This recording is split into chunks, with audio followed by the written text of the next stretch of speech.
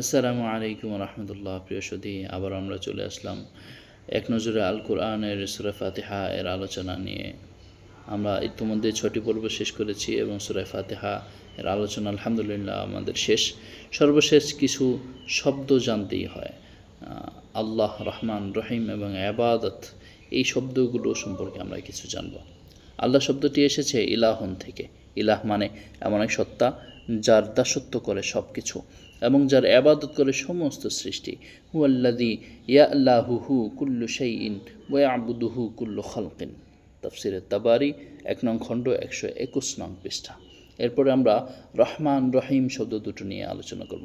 রহমান রহিম শব্দ দুটোই এসেছে রেহেম শব্দ থেকে। রেহেম মানে হচ্ছে মায়ের গর্ভ। মা তার গর্ভে ধারণ করেন বলেই সন্তানকে এত ভালোবাসেন। সেখান থেকেই শব্দ দুটোর অর্থ দয়া, করুণা ও ভালোবাসা। তবে রহমান বলতে সাধারণ অর্থে ভালোবাসা বোঝায়, যেটা ক্ষণস্থায়ী এবং সকল সৃষ্টির জন্য। আব্দুল্লাহ ইবনে আব্বাস রাদিয়াল্লাহু তাআলা আনহুম বলেন, আল্লাহ তাআলার রহমান নামটি এই দুনিয়ার বেলায় প্রযোজ্য। তার মানে দুনিয়াতে তিনি কাউকে তার করুণা থেকে দূরে ঠেলে দেন না।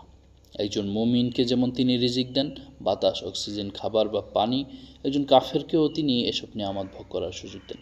কিন্তু পরকালে তার রহমান গুণটি প্রকাশ করবেন না। মানে অবাধ্য কাফের মুশরিকদের জন্য সেদিন তার কোনো দয়া বা ভালোবাসা ছিটে ফোঁটাও থাকবে না। বলছিলাম জাজ্জাজ তাফসিরে আসমাইল হোসনা থেকে। এরপর রহিম। রহিম বলতে বিশেষ রকমের ভালোবাসা বোঝায়, যেটা চিরস্থায়ী ও কেবল মুমিন বান্দার জন্য।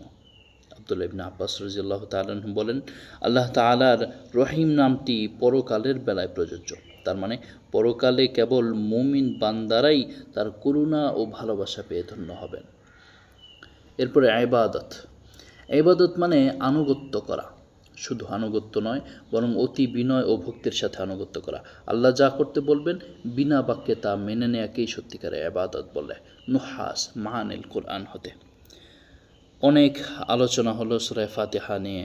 আমাদের সাথে থাকার জন্য আপনাদেরকে অসংখ্য ধন্যবাদ এবং আমরা এভাবেই এগিয়ে যাব। কোরআনের 114টি সূরা নিয়ে আলোচনা হবে ইনশাআল্লাহ। আমাদের পাশেই থাকবেন আর অবশ্যই আমার চ্যানেলটি সাবস্ক্রাইব করে দিবেন। আপনাদের সকলের ভালোবাসায় আমি মুফতি সাইফুল ইসলাম বাবর। আমার জন্য দোয়া রাখবেন। আসসালামু আলাইকুম ওয়া রাহমাতুল্লাহি ওয়া বারাকাতুহু।